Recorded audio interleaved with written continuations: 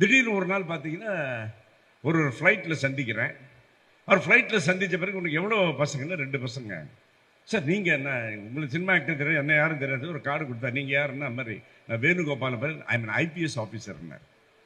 ஓ sir ரொம்ப சந்தோஷம் sir. அவர் ஃப்ளைட்டில் போகும்போது ஸ்கையில் சொல்கிறாரு, உங்கள் 2 பசங்களை என்கிட்ட அழைச்சிட்டு வாங்களேன்னாரு. எதுக்கு சார்? நான் இல்லை நீங்கள் இவ்வளோ நல்லா பேசுகிறீங்க, உங்கள் படங்கள்லாம் பார்த்துருங்க, ஜஸ்ட் வாண்ட் டு மோட்டிவேட்டிவ்.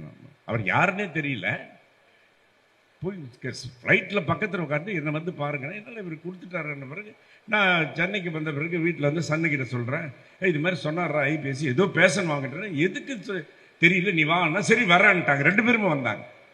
2 பேர் வந்துட்ட பிறகு அந்த 2 பேரையும் அவர் மோட்டிவேட் பண்ணுறாரு. என்ன மோட்டிவேட் பண்ணுறாருன்னா, நான் ஐபிஎஸ் ஆஃபீஸர் ஆகிட்டேன், ஐஏஎஸ் ஐபிஎஸ்லாம் ஒரு சப்ஜெக்ட் இருக்குது, நீ வந்து டிகிரி வாங்கியிருக்க,